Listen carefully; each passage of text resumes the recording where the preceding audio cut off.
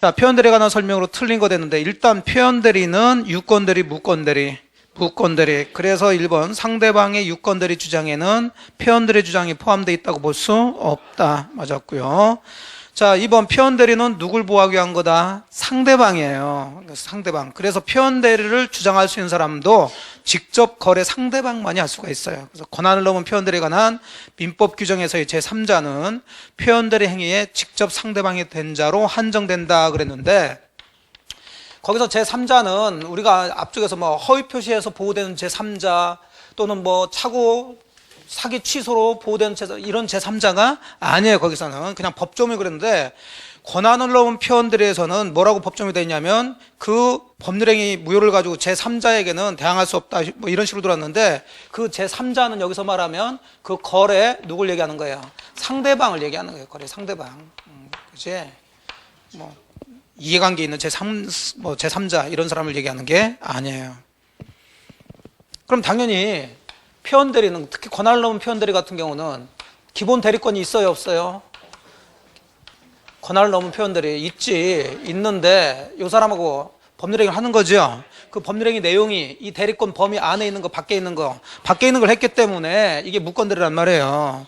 그럼 당연히 본인은 지금 팔으라고 지금 이 부동산 관리하라고 대리권 줬는데 팔아버렸다는 얘기죠.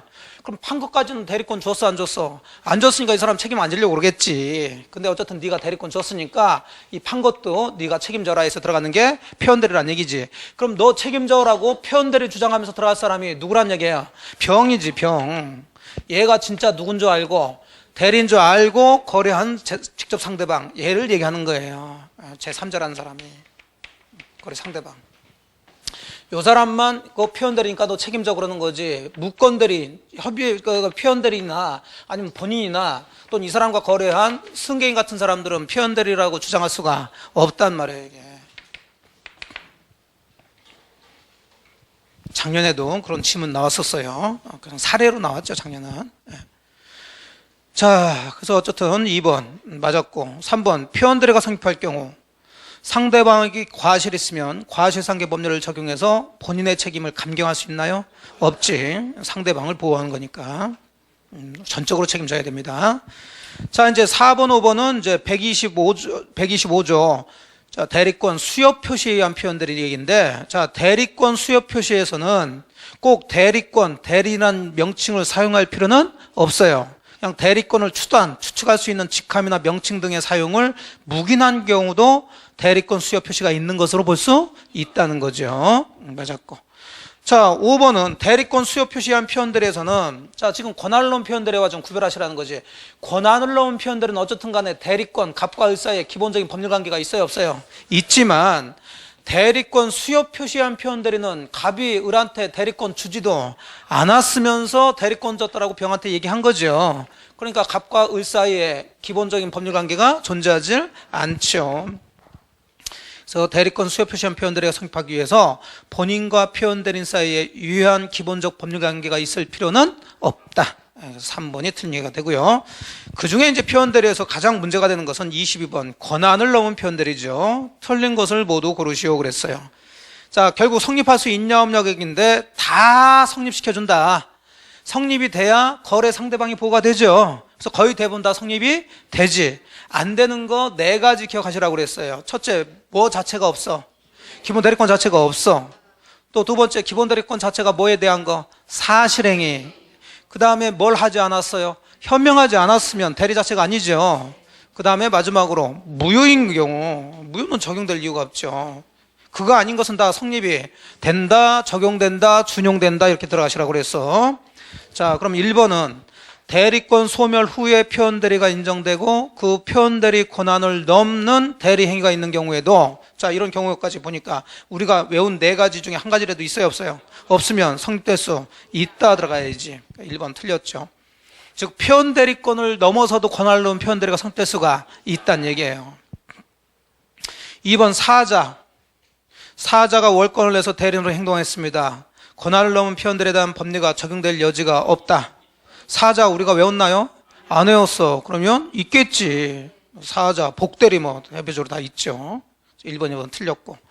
일상가사 대리권, 자, 권한을 넘은 표현들의 기본 대리권 대수 있어. 하여간 대리권이 있기만 하면 되는 거지. 그 대리권이 뭐냐 따지질 않는 거예요. 그러니까 권한을 넘은 표현들은 기본 대리권이 있고, 어쨌든 법률행위 했으면 그건 기본적으로 권한을 넘은 표현들을 거의 대부분 성립시켜준다는 얘기가 되죠.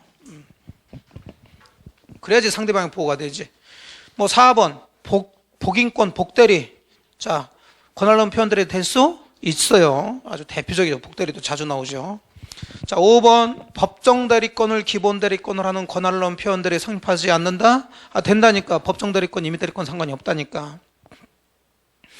6번 기본 대리권의 내용과 대리 행위가 동정 유사한 것이 아니더라도 권한을 넘은 표현들이 성립할 수가 있다. 자, 7번은 대리인이 본인을 위한 의사를 표시하지 않고 그 이름을 모해서 모용하여 또는 사칭하여 뭐 이런 얘기 나오면 현명을 한 거야, 안 한 거야? 안 한 거지요. 그럼 맨 마지막 가서 권한 넘은 표현들이 성립할 수 없다. 자, 8번은 대리 행위가 강행법규 위반해서 무효가 돼버렸죠. 적용되지 않는다. 그래서 다 맞았고 1번, 2번, 5번이 되겠어요.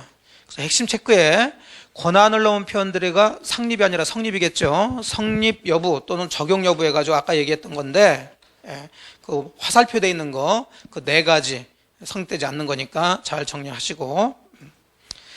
자, 여기까지 이제 대리에 대한 얘기를 해봤어요. 자, 23번부터는 이제 무효 취소에 대한 얘기죠. 서서 이제 법률행위 마지막 파트로 들어가고 있는데, 자, 무효도 크게 보면, 자, 무효 취소 묶어서 한 문제나 두 문제 정도 나오는데, 작년에는 무효 하나, 취소 하나, 뭐 이런 식으로 들어왔었는데, 자, 무효는 크게 보면, 무슨 무효와 확정적 무효와 그 다음에 유동적 무효로 딱 잡아서 정리를 합니다. 물론 무효 종류도 절대적 무효라는 게 있고 상대적 무효라는 게 있고 그렇죠.